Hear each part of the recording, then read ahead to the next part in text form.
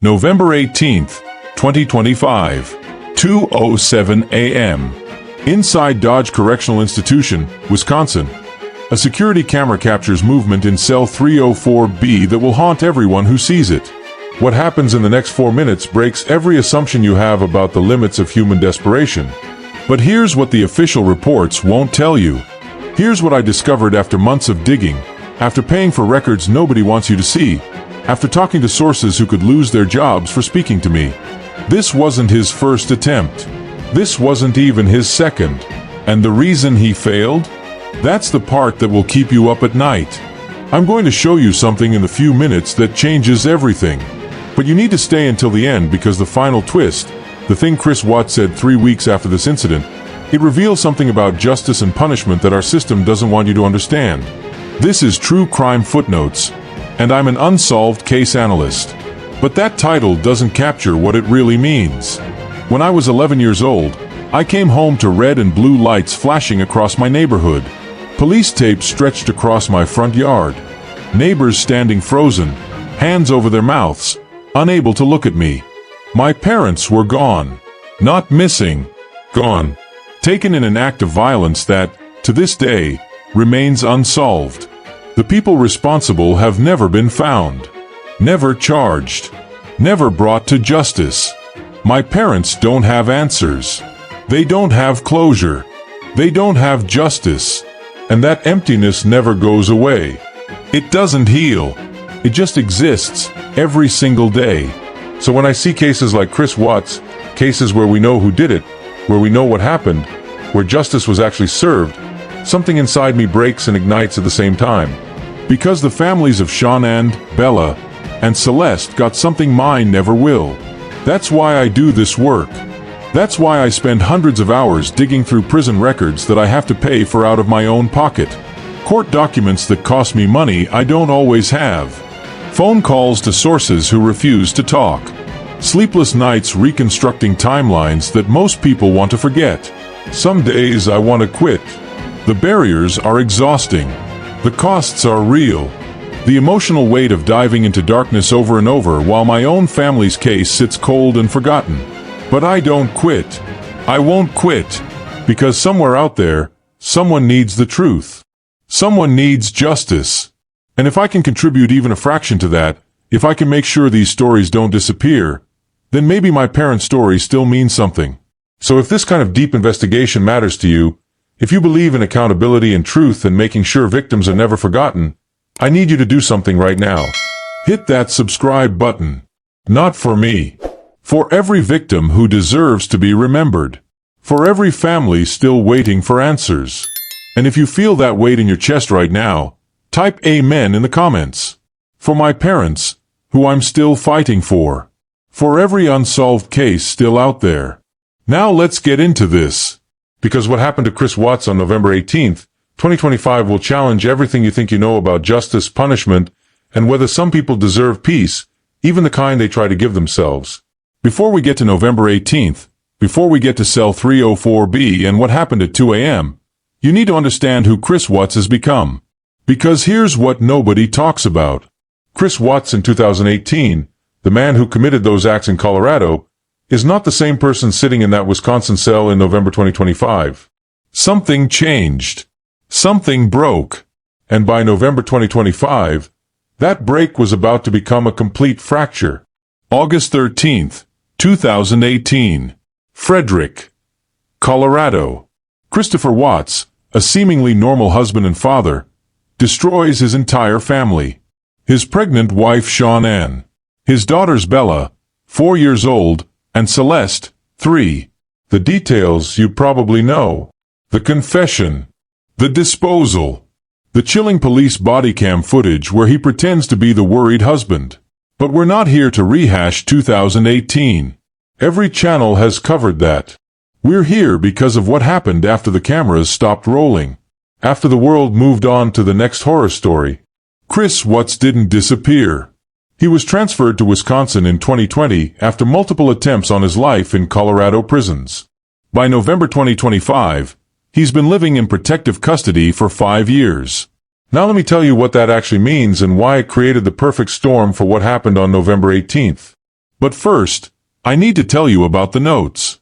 The death threats that started appearing under his door in October 2025. Because without understanding those, you won't understand why he chose the method he did. Protective custody. Most people hear that and think special treatment. Like he's being protected, maybe even pampered. Let me correct that right now. Protective custody in a maximum security prison is a cage within a cage. It's psychological warfare dressed up as safety protocol. Here's Chris Watts' daily reality in November 2025. 8 by 10 concrete cell. Steel toilet. Thin mattress. One window, frosted and reinforced, showing nothing but gray sky. 23 hours a day in that cell. 23 hours. 1 hour of recreation, which means walking alone in a concrete yard slightly larger than your cell, surrounded by 20-foot walls, under constant camera surveillance. No programs. No job training. No group activities. Why? Because the moment Chris Watts enters general population, he's a dead man. In prison, there's a hierarchy. Child killers, family annihilators, they're at the absolute bottom. Lower than informants. Lower than anyone. I spoke with Dr. Sarah Mitchell, a correctional psychologist who's worked with protective custody units for over 15 years. She told me something that stuck with me. She said protective custody inmates, especially high-profile offenders like family annihilators, experience what she calls profound social death. They're removed not just from society but from any human connection whatsoever.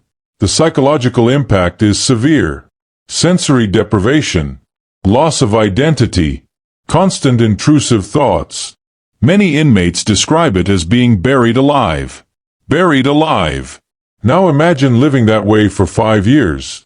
Over 1,800 days of the same concrete walls. The same steel toilet. The same 23 hours of absolute nothing. But here's what made October 2025 different. Here's what pushed Chris Watts from despair into action. The notes. October 12, 2025. Evening shift change. Chris Watts returns from his 1 hour of recreation. Alone in the yard, as always. He enters his cell. The door slams shut behind him. Locks engage. He looks down. There's a small piece of paper on the floor. Folded. Slipped under the door while he was gone. He opens it. 4 words. Handwritten in pencil. Bella and Cece say hi. His daughter's names. Someone inside this facility, someone with access to his unit, got that note to him. October 19th. Another note. Your time is coming. October 28th. A third note. Dead man breathing. Now here's the question I had to answer when I first heard about this. How is this even possible? Protective custody units are supposed to be locked down. Isolated. Completely secure. So I started digging. And what I found reveals cracks in the system that nobody wants to talk about. I obtained shift logs through a Freedom of Information Act request. Cost me $340. Took 6 weeks to get them. I cross-referenced them with inmate work assignments. Here's what I discovered. During custodial work duty, when inmates are moved through hallways for janitorial tasks under guard supervision, there are brief moments, sometimes 15 to 20 seconds, when an inmate passes another cell door. That's the window. A piece of paper, pre-folded, palmed in a hand, slipped under a door in 2 seconds while a guard checks a clipboard or gets distracted by another inmate. It's not supposed to happen. But it does. Prison officials launched an investigation after the third note. No suspects identified. No disciplinary action taken. And Chris Watts? He requested transfer to an even higher security classification. That request was denied. Because there was nowhere else to put him. He was already in the deepest hole the system had. And then, November 7th, 2025, his last thread of hope snapped completely. I'm going to tell you about the appeals. About the legal rejection that happened just 11 days before the incident. But first, I need to ask you something. If you've ever felt truly trapped, where every door closes and every option disappears, drop one word in the comments. Trapped. Because understanding that feeling is the key to understanding what comes next. November 7th, 2025. Chris Watts receives official notification from the Wisconsin Court of Appeals. His fourth major appeal since 2020, a procedural challenge claiming investigative misconduct during the original Colorado case, has been denied.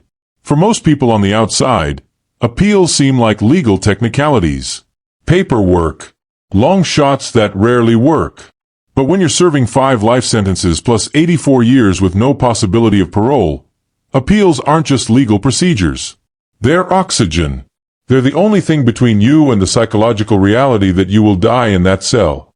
That there is no future, no hope, no change, nothing. I know what it's like to wait for answers that never come, to hope for justice that stays forever out of reach.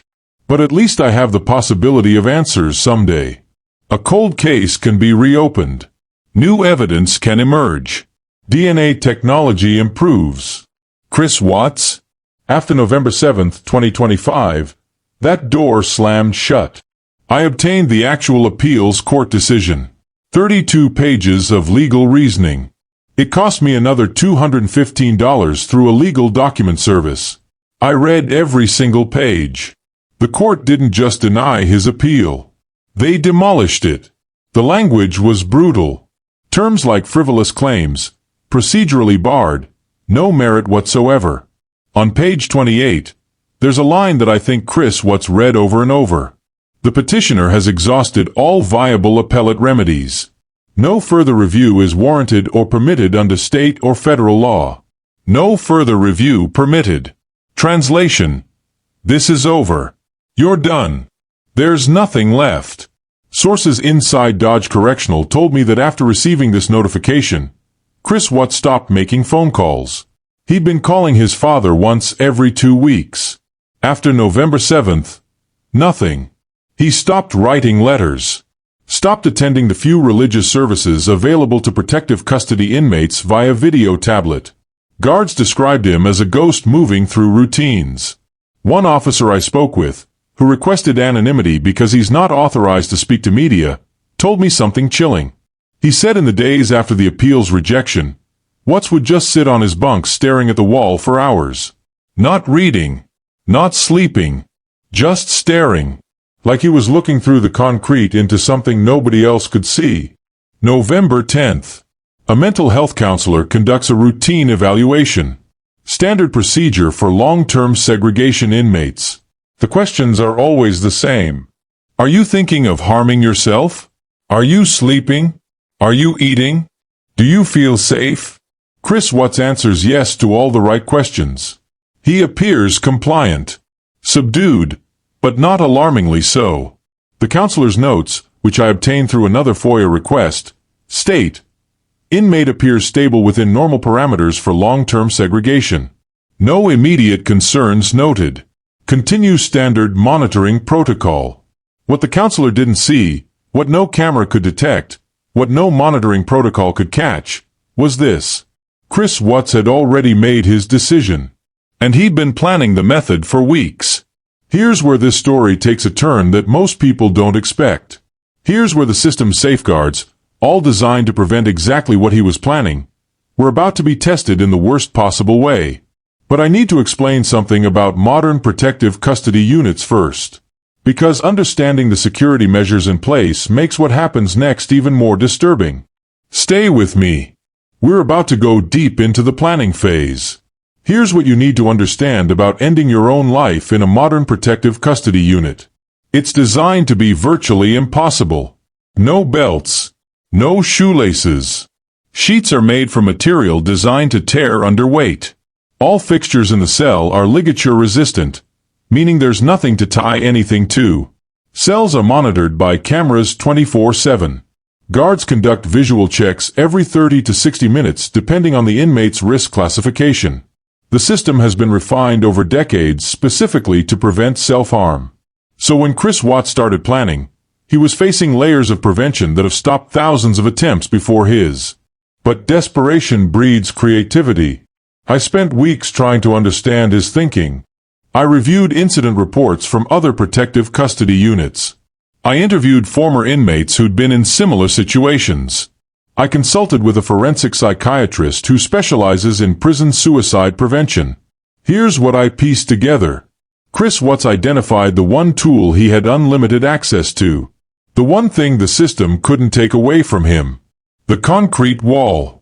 And his own skull. Now, I spoke with Dr. James Chen, a neurologist who served as an expert witness in cases involving traumatic brain injury. He explained something critical. Blunt force trauma to the head can absolutely be fatal if severe enough. The skull can fracture. Brain hemorrhaging can occur. Swelling can cause unconsciousness and death. But here's the catch. The human body's survival instinct typically prevents someone from inflicting sufficient force on themselves. The pain is overwhelming. Most people lose consciousness before achieving lethal trauma. It's extraordinarily difficult to complete. But Chris Watts wasn't thinking about medical physiology. He wasn't thinking about survival instincts or pain thresholds. He was thinking about escape. His plan was simple, brutal, and tragically flawed. Wait until after lights out at 10 p.m. Wait until the midnight shift change, when checks become slightly less frequent because guards are doing paperwork and transitioning duties. Around 2 a.m., when the night shift officer is typically at the unit desk doing rounds documentation, begin. Use the corner of the metal bunk frame for leverage. Generate maximum force. Aim for the temple and back of the skull, areas he'd researched during limited library computer sessions months before. Inflict enough trauma, fast enough, that he'd lose consciousness before guards could intervene. And then lights out. Permanently. But here's the first twist Chris Watts didn't account for. Modern protective custody cells, especially in Wisconsin facilities after a series of reforms in 2019, have advanced monitoring systems. Not just cameras, but motion sensors calibrated to detect unusual movement patterns. Rapid, repetitive impacts against a wall? That triggers an automated alert. Chris Watts didn't know this. The system doesn't advertise its full capabilities to inmates. And that technological safeguard was about to save his life in the cruelest possible way. November 18th, 2025. The night everything comes to a head. Before I walk you through what happened minute by minute, I want to ask you something. Have you been following this story so far? Are the pieces coming together? Drop a comment and let me know if you're seeing where this is going. Just type following. Because what happens next, the actual attempt and its aftermath, that's where this case becomes something nobody expected. November 18th, 2025. 2:07 a.m. Security camera footage, which has been reviewed by investigators but never publicly released, shows movement in cell 304B. Chris Watts rises from his bunk. He positions himself near the bunk frame. And then he begins. The first impact. Immediate sharp pain. Blood from a scalp laceration. He doesn't stop. Second impact. Third. His movements become erratic. He's disoriented, but driven by singular focus. By the fourth impact, visible swelling has formed. Blood is pooling on the concrete floor. And here's where his plan encounters its first critical failure. At 2:11 a.m., just 4 minutes after he started, an automated alarm sounds at the control desk. The motion sensor has detected an anomalous pattern. Rapid impacts. Unusual movement signature. Potential self-harm event. The night shift officer checks the camera feed immediately. What he sees makes him grab his radio and call for medical emergency response. By 2:13 a.m., 2 officers are at the cell door. They find Chris Watts slumped against the wall. Blood on his face and hands. Semi-conscious. One of the officers, in his incident report which I obtained, wrote that Watts was mumbling something repeatedly. "Why am I still here? Why am I still here?" Medical response team arrives at 2:16 a.m. Full emergency protocol. By 2:20 a.m., Chris Watts is being moved to the prison infirmary on a gurney. He's still conscious. Still breathing. Still alive. And that's the second twist. The prison infirmary becomes a scene of controlled urgency. Chris Watts is semi-responsive. His pupils are dilated unevenly, a classic sign of possible brain injury. Severe lacerations across his scalp and forehead. Massive swelling around the left temple. The attending physician conducts a rapid neurological assessment. Can you tell me your name? Chris Watts. Do you know where you are? Prison. What day is it? No response. They prep him for emergency CT scan. Standard protocol for any head trauma where loss of consciousness occurred. And here's where the medical twist happens. The thing that saved his life but guaranteed his continued torment. The human skull is remarkably resilient. Dr. Chen, the neurologist I mentioned earlier, explained this to me in detail. The skull is designed by evolution to protect the brain from external impact. While blunt force trauma can certainly be fatal, self-inflicted injuries of this type often result in what we call sublethal damage. Concussions, hemorrhaging under the skin, even fractures. But not immediate death. The angle, the force, the repetition required to cause fatal brain injury are extraordinarily difficult to achieve when you're simultaneously experiencing the neurological effects of each impact. Pain, disorientation, loss of motor control. Your body fights you, even when your mind doesn't want it to. The CT scan results come back at 3:45 a.m. Concussion, mild traumatic brain injury, significant soft tissue damage, but no skull fracture. No major intracranial bleeding. He'd done damage. Serious damage. But not enough. Medical staff stabilize him. 17 stitches for the lacerations. Anti-inflammatory medication. Monitoring for potential delayed brain swelling. By 5:30 a.m., Chris Watts regains full consciousness in the infirmary. The first thing he sees is a psychiatric evaluator standing next to his bed. Clipboard in hand. Ready for an emergency mental health assessment. Standard protocol for any self-harm incident. And this is where the third twist occurs. The one that turns this from a failed attempt into something far worse. You might think that after a failed attempt like this, Chris Watts would be placed in enhanced mental health treatment. Therapy. Intervention. Support. He was. But not the way you'd imagine. He's immediately classified as acute suicide risk. Maximum restriction protocol. Here's what that means. Stripped cell. No mattress during the day. Anti-suicide smock instead of regular clothing. Plastic meal trays that dissolve if you try to break them into sharp pieces. 15-minute visual checks. 24 hours a day. 7 days a week. No recreation privileges for 30 days minimum. No personal property. No books. No photographs. Nothing. Isolation within isolation. But here's the cruel irony that nobody talks about. The attempt didn't just fail to end his life. It made his life exponentially worse. Word spreads through the prison. Not through official channels, but through the underground communication network that exists in every correctional facility.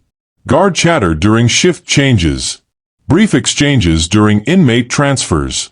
Whispers during the few moments when protective custody inmates cross paths with general population during medical appointments. The response from other inmates? Mockery. More threats. The man who couldn't even end his own life successfully. A corrections officer I spoke with told me that in the weeks following November 18th, more notes appeared under Chris Watts' door. Can't even do that right. Try harder next time. We'll do it for you. He also now suffers permanent physical effects from the trauma. Chronic headaches. Severe, debilitating, every single day. Blurred vision in his left eye from the impact damage. Sensitivity to the fluorescent lights in his cell. Every single day is now a physical reminder of his failure. And perhaps most devastating of all, he's still here. Still breathing. Still facing 5 life sentences in a cell that's now even more restrictive than before. Decades stretching ahead with no end. No escape. No relief. One source inside the facility told me something that stuck with me ever since. They said Chris Watts used to at least make eye contact with guards during cell checks. Brief, but human contact nonetheless. After November 18th, he stopped. He turns away. Faces the wall. Doesn't acknowledge anyone. Like he's already dead, but his body hasn't figured it out yet. Now, I know some of you watching this are thinking about justice.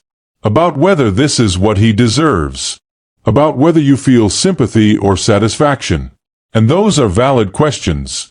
But there's a bigger question here. One that goes beyond Chris Watts.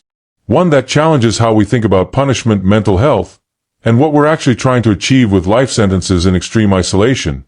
I'm going to explore that in a minute. But first, I want to acknowledge something. If you're still here, if you've stayed with me through this entire investigation, you're part of something important. You're someone who cares about truth and accountability. I don't ask for much on this channel.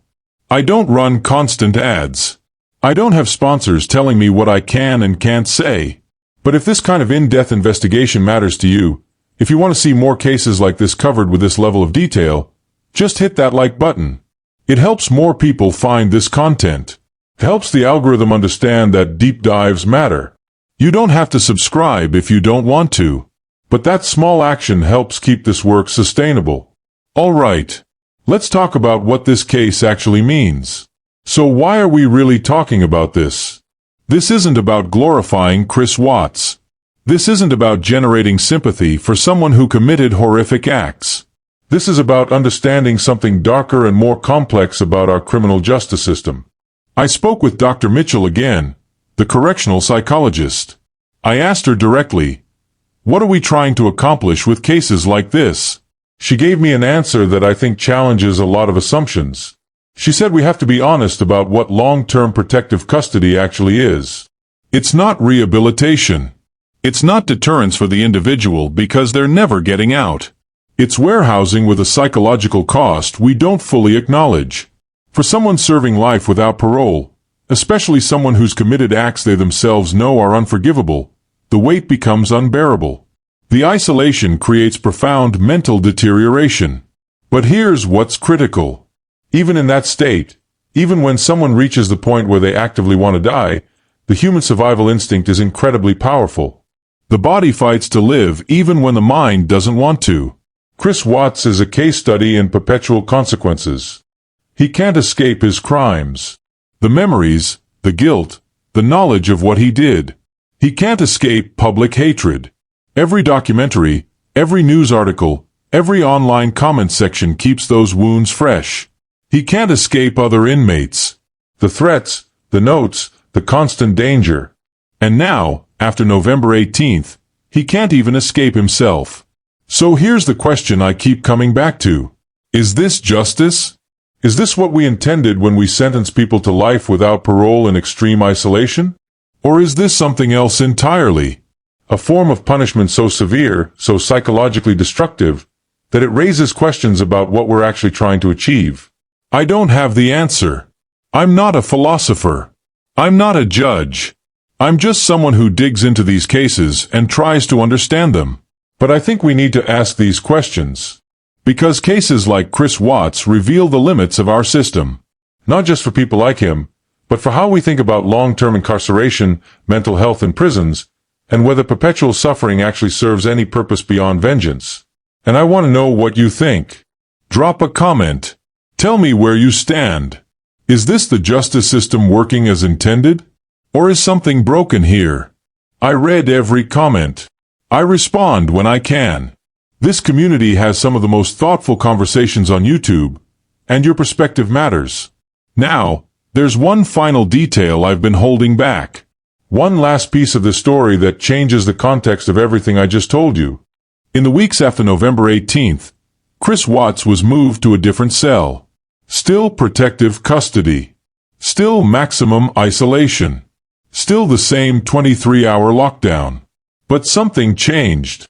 According to multiple sources inside the facility, Chris Watts requested a Bible.